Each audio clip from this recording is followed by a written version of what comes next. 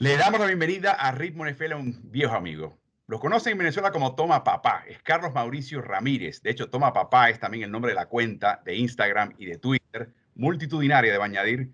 Y eso trata una carrera que, aunque se ve joven y no tiene muchas canas todavía, Carlos Mauricio lleva años, décadas trabajando en Venezuela en múltiples deportes: el fútbol, el béisbol, el básquet, con Mediano TV, con Radio Unión, a través del cual nos conocimos. Pasa a los Estados Unidos y desde que pone un pie empieza a mostrar su excelencia. Ya tiene dos Emmys ganados, así que se le podemos llamar una doble eminencia. Y hoy por hoy es conductor de deportes de Telemundo 48 en la Bahía de San Francisco y por supuesto la voz de los San Jose Earthquakes de la MLS. Pero importante para nosotros es el analista de los San Francisco 49ers, que no tienen estación de radio, pero es de los escasos equipos que inteligentemente ven el mundo digital en el siglo XXI y dicen: vamos, ¿sabes qué? Pueden hallar nuestro relato y comentario de los partidos en Internet, libre y gratis para el mundo. Carlos Mauricio, muchísimas gracias por acompañarnos. Cuando repasamos la situación de San Francisco en este draft, es el equipo en la división que tiene la menor cantidad de selecciones hoy por hoy, que tiene 6 porque despacharon a DeForest Buckner, que era un tremendísimo baluarte como tackle defensivo, a Indianapolis, a cambio de la selección número 13. Ese equipo, la 13 global en la primera vuelta. Y la primera pregunta es, lo anunciaron en años pasados Kyle Shanahan y John Lynch, lo han anunciado de vuelta este año. ¿Podríamos ver a este equipo descender en el orden para tratar de conseguir más selecciones en el draft? Álvaro, te mando un abrazo y primero gracias por la presentación, por tus gentiles palabras y te confieso que para mí es una meta profesional y un sueño hecho realidad poder compartir contigo porque eres uno de los profesionales bajo cual he tratado de moldear mi carrera, eres un referente absoluto y te agradezco por el tiempo que me das para estar contigo, es un honor absoluto. Sí, lo dijo ayer John Lynch, tuvimos una llamada en conferencia ayer con el gerente general del equipo y fue poco disimulado, bastante abierto en la intención que tiene de no solamente el pick 13, que tiene un valor muy alto para este draft, sino también el pick 31, es uno de los dos picks que tiene en primera ronda, luego de una pausa teórica de 126 picks hasta esa quinta ronda que ha sido de mucho valor histórico reciente para San Francisco, porque ahí bajo el régimen actual se tomó en la quinta ronda a George Kittle y el año pasado a Dre Greenlaw, entonces ha encontrado valor en esa quinta ronda, pero más allá de eso, sí, es una posibilidad real y hay equipos como por ejemplo Minnesota que pierde a Stefon Diggs que pudiera y que tiene picks, que tiene municiones en el draft para ofrecerle a San Francisco un buen paquete para subir hasta esa posición 13, San Francisco bajar un par de peldaños nada más e igual tener valor agregado en posiciones que necesita resolver San Francisco para el 2020. Por ejemplo, otro equipo como Atlanta tiene también una cantidad enorme de selecciones que puede intercambiar para ascender. El mismo equipo de Nueva Inglaterra, que podría estar en ese tipo de condiciones. Claro, cuando mencionas que están, entre comillas, disponibles a la venta, la posición 3 y 31, no quiere decir que San Francisco empezaría a seleccionar a partir de la selección 32. Todo lo contrario, la 13 probablemente te dé algo a cambio en la misma primera vuelta, pero te va a dar múltiples selecciones y la 31 puede que haga lo mismo a fin de la primera vuelta o el comienzo de la segunda, ¿no? Sí, de hecho hay un escenario, por ejemplo, muy interesante que planteó hace unos días en un artículo en NFL.com Cynthia Freeland. Ella planteaba el escenario de que Minnesota le ofreciera el pick 22, el 58 y el 132 a San Francisco por el pick 13. El pick 22 te da acceso a uno de los top 5, o sea, no va a estar CeeDee Lamb, no va a estar Jerry Jeudy, tampoco va a estar Henry Ruggs, pero va a estar un receptor o un esquinero que necesita San Francisco. Y 58 te da a uno o al otro. O sea, si fuiste por secundaria en el primer pick, puedes ir por receptor en el segundo o viceversa, ¿no? John Lynch y Kyle Shanahan no hemos tenido mucho historial con ellos, pero tus sensaciones, para mí hay dos tipos de gerente general, ¿no? El que dice: yo tengo un pizarrón con mi talento evaluado y si hay un jugador que está primero en esta lista, pese a que ya yo tengo un baluarte en esa posición bastante bueno, lo voy a fichar de todas maneras. Otros dicen: no, ¿sabes qué? El draft está ahí para resolver problemas que tenemos de vacío de talento en ciertas posiciones. ¿Cómo ves el régimen Lynch-Shanahan en ese sentido? Es un régimen flexible, es el cuarto año de ellos acá en San Francisco y ya hemos visto de qué son capaces en el draft. Creo que utilizan esta herramienta como pocos equipos en la NFL, son capaces, tienen el ojo clínico además para ciertas posiciones. Nadie, Álvaro, daba, no es que mucho, pero nadie podía ver lo que era capaz de convertirse Deebo Samuel hoy en día, salvo después de que lo dirigió, lo coachó en el Senior Bowl el año pasado, Kyle Shanahan, justamente a Divo. Hoy es el receptor número 1 del equipo sin discusión alguna. Entonces, afortunadamente, en las posiciones que necesita San Francisco, este año el draft es profundo. Yo hice una evaluación del top 100 de talento disponible, es una evaluación personal, y en las 3 posiciones que más necesita San Francisco es donde más hay profundidad, que es linieros ofensivos, para mí hay 20 en el top 100, receptores, hay 17 en el top 100, y secundarias, si sumamos a safeties con esquineros, hay 20. Entonces, tiene mucho, esa maleabilidad, ese pool profundo de talento le va a dar a elegir. Ellos tienen nombres que están marcados, que no los van a decir por evidentes razones estratégicas, pero él habló ayer de pieza fundacional. Si él ve, si está una de esas piezas fundacionales en el pick 13, él dice que lo va a tomar. Conociendo a Lynch, está diciendo la verdad, porque lo ha hecho antes. Más allá de que el pick 12 el año pasado se caía de maduro con Nick Bosa, pero no sé si también puede ser una estrategia, Álvaro, para darle mucho más valor a esa selección si uno de esos talentos fundacionales está disponible a la Judy o CeeDee Lamb o el propio Ruggs, para darle mucho más valor a ese pick y a la hora de canjearlo con otro equipo, sacar más valor agregado a la hora de una transacción. Sí, de nuevo, no te estoy pidiendo que me des el orden en el cual los van a seleccionar, pero sencillamente en este momento en orden de urgencia, las categorías que mencionas, línea ofensiva, ala abierta, secundaria, digamos esquinero. En cuanto a urgencia, no necesariamente quién va a ser primero seleccionado, Sí, por eso depende sí, de quién esté disponible. En sí. cuanto a urgencia, hoy por hoy, ¿cómo las catalogarías? Hoy, porque es un equipo que está armado para ganar hoy, es ala abierta, indiscutiblemente, porque la secundaria está en una posición muy particular porque todos los esquineros del equipo están en año de contrato, los 4 que tienen el roster. Emmanuel Mosley, Richard Sherman, Ahkello Witherspoon, todos están en año de contrato. K'Waun Williams, que es el nickel corner. Los safeties, uno acaban de renovar, que es Jimmy Ward, por 3 años. Él está atado por el futuro previsible del equipo. Jaquiski Tartt no, o sea, pero para el año 2020 tienes línea ofensiva lo mismo. Se trajo un par de piezas a través de vía cambio, se renovó en el Bronskill, pero se fue a Manuel Sanders.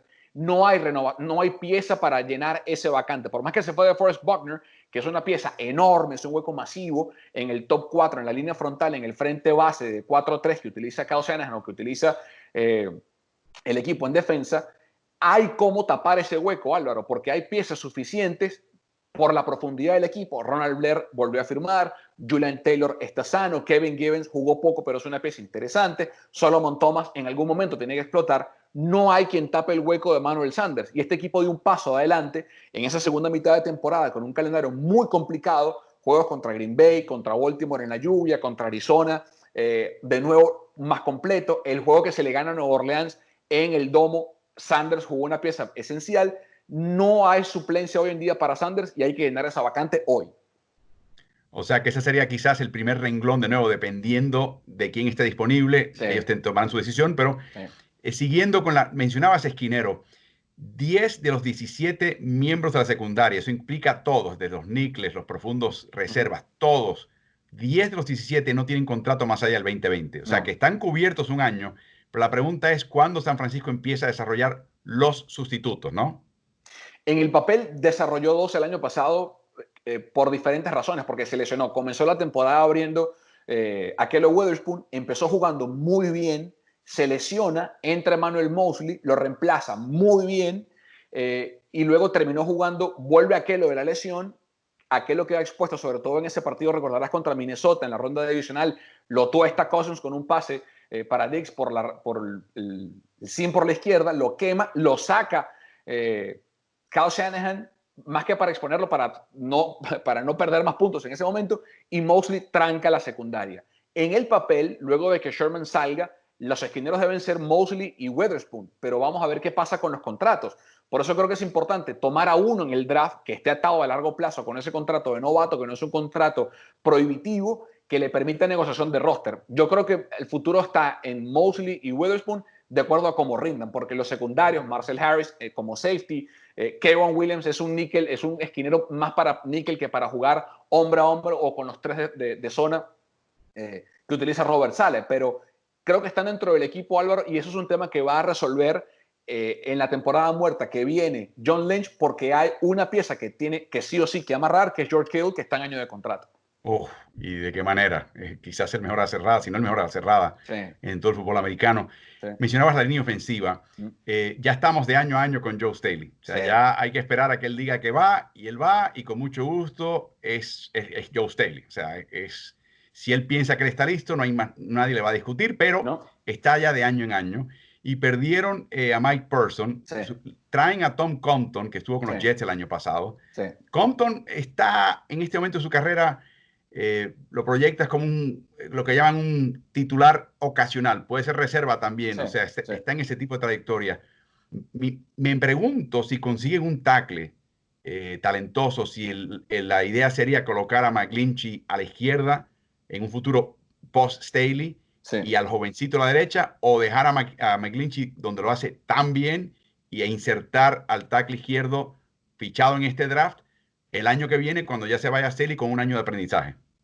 Es una buena pregunta, Álvaro. Y hay una pieza en este rompecabezas de la línea ofensiva que tiene mucho valor, que es, primero, Daniel Brunskill, un jugador que apareció de la nada, que es producto del sistema de reclutamiento de San Francisco, porque lo vieron en la Alliance of American Football, jugó en el San Diego Fleet, ahí lo vio el equipo de Kyle Shanahan y John Lynch, y cuando se lesiona el año pasado McGlinchey, y luego se lesiona del cuello otra vez Mike Person, por eso lo deja ir el equipo por las recurrentes lesiones, sobre todo cervicales y del cuello de Person. Brunskill fue el que tapó todo, fue el mastique andante de este equipo, porque además en la pretemporada el swing tackle del equipo se lesionó todo el año, que fue Sean Coleman. Entonces Coleman entra hoy en día en la cartilla de profundidad para ser el que, si Staley se lesiona o simplemente decide no volver, que ayer hablando con John dijo que platicó, que habló con Staley, él está en San Diego preparándose para la temporada. O sea, no tiene ningún indicio San Francisco de que Staley no va a regresar para al menos un año más, pero sí hay que pensar a largo plazo. Coleman yo creo que va a ser ese swing tackle que tanto le costó a San Francisco conseguir el año pasado. En caso de alguna lesión, él taparía ese agujero, bien sea de McGlinchey en la derecha o de Staley en la izquierda, pero sí, como te decía, para mí hay 20 linieros ofensivos disponibles en este draft que con simplemente lanzar un dardo, teóricamente, Lynch, cualquiera que tome, que sea un tackle, va a poder ser insertado. Por ejemplo, César Ruiz de Michigan, va a ser insertado de inmediato y va a poder rendir en el sistema tan complejo para los tackles, porque además no es sencillo ser un tackle en este sistema de carrera en zona que aplica Kyle Shanahan. Y por último, Carlos, estamos con Carlos Ramírez, la voz, el analista de San Francisco 49ers. Siempre pueden escuchar las transmisiones en vivo a través de internet gratis. No tienen que preocuparse, solamente un dispositivo que pueda pillar esa página web, que es la de Niners.com. Pero te iba a preguntar en particular, la liga siempre tiende a imitar el modelo del equipo que acaba de ganar el campeonato. Y Kyle tuvo en sus paradas previas, por lo menos en Atlanta, al menos un jugador que desde el punto de vista de velocidad era un fuera de serie, absoluto fuera de serie, que verdaderamente estiraba a la defensiva contraria, le exigía muchísimo. ¿Alguna sensación? No noto a alguien en el plantel en este momento que llene ese requisito puntualmente. ¿Alguna sensación de que van a optar por un jugador en esa posición, particularmente el ala abierta? Sí, en el papel hay uno, pero su progresión se frenó, se estancó dramáticamente, que fue Marquise Goodwin.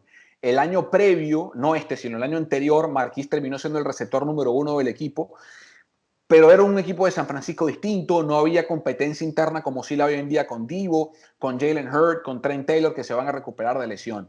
Y hay dos jugadores en el draft, Álvaro, que yo coincido plenamente contigo, y lo padeció en carne propia San Francisco con Tyreek Hill en el Super Bowl. Vio de lo que fue capaz de hacer Andy Reid con ese jugador que estira verticalmente a la defensiva rival para conseguir, y más teniendo dos corredores de rutas como Kittle y como Divo, y el propio Kendrick Bourne, que es un corredor de rutas para mí subestimado en esta liga.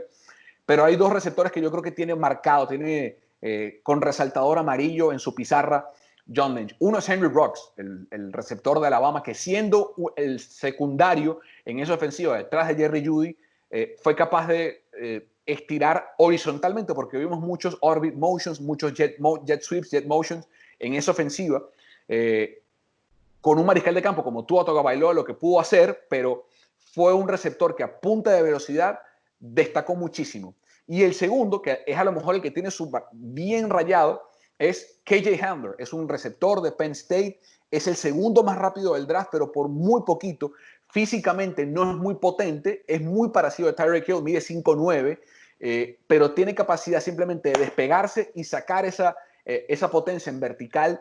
Está un poco crudo en cuanto a rutas. Hemos visto muchos videos de él porque entendemos por unas pistas que nos ha dado el equipo internamente que lo pueden tener subrayado, y puede que sea una selección que busque, a lo mejor retrocediendo picks, cediendo ese 31, buscarlo en una segunda o tercera ronda. Anoten ese nombre, KJ Hamler. Si no está Henry Ruggs y no lo toman, puede ser un pick interesante para San Francisco. Bueno, se habla, Carlos, que este año hay tal profundidad en la posición de ala abierta de wide receiver que dicen que los que fichan este año en una segunda vuelta, quizás en otro año era un jugador de primera vuelta, y los que Sí. están en tercera vuelta, segunda, y así sucesivamente. O sea, así de profunda es esa posición. En general, la profundidad en este draft está en esa posición, también en la posición de esquinero. Sí. No hay muchas alas defensivas, no hay No, tantos tackles defensivos, no no, hay riqueza particular en apoyadores. no.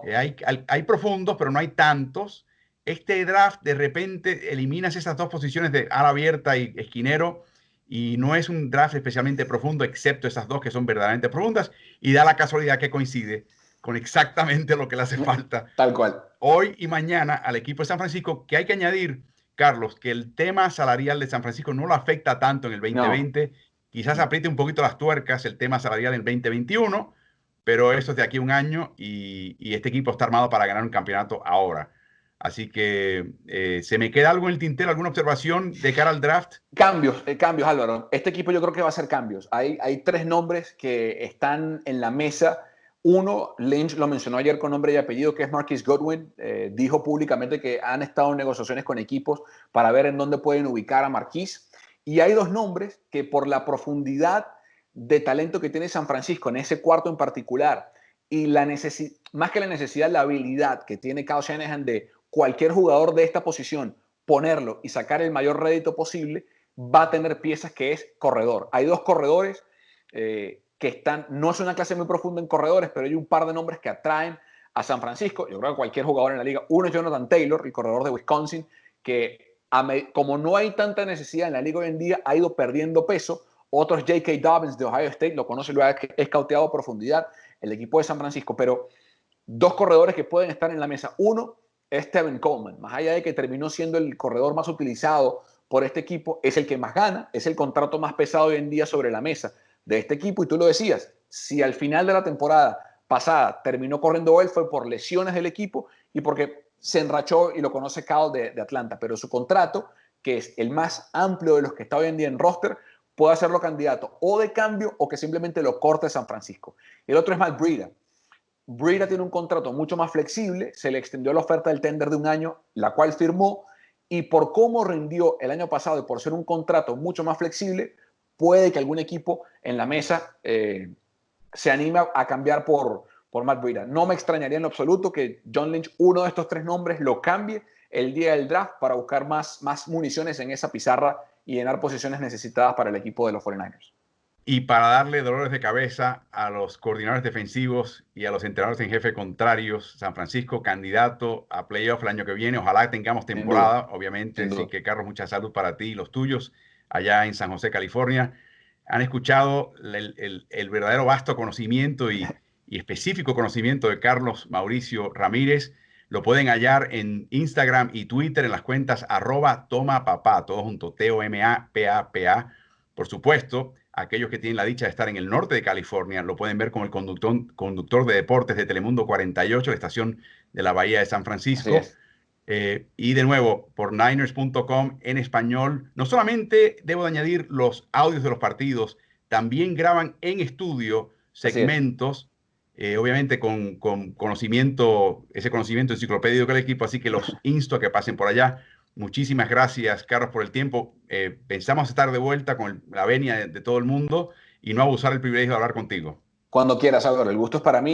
Igual, te mandamos un abrazo para toda la audiencia de Telemundo 48. Te agradecemos la invitación. El yo poder estar en el equipo fuese imposible porque, digamos, y tú de esto entiendes perfectamente bien, mi contrato televisivo con Telemundo es de exclusividad, y la estación, por una alianza que tenemos con el equipo, me permite trabajar con San Francisco y viceversa. Tenemos una alianza muy hermosa entre el equipo y Telemundo 48. La cobertura que hacemos del equipo, somos el único medio en español que cubre on-site, en el sitio acá en Santa Clara, en Levi Stadium, que vamos a 49 acá la vía en Santa Clara para Mari de Bartolo Way para cubrir el equipo. Es un sueño hecho realidad, tanto como estar contigo compartiendo a la distancia. Ojalá que tú y tu familia estén bien, que los Steelers podamos verlos pronto en el emparrillado, podamos vernos y coincidir y darte un fuerte abrazo y platicar en persona, Álvaro. Igualmente, nada de eso de distanciamiento social, Carlos, nada de eso. Eso pasará al pasado. Así que muchísimas gracias y por supuesto, continúen con la cobertura de este draft en Ritmo NFL. Estamos en YouTube, esta plática aparece en YouTube, pero también aparecerá en Facebook y aparecerán pedazos de esta charla en las otras redes sociales, en Instagram y en Twitter. Así que muchísimas gracias a Carlos Ramírez, el analista de San Francisco 49ers, y continúa esta cobertura de la NFL y su draft. Y recuerden, están en ritmo.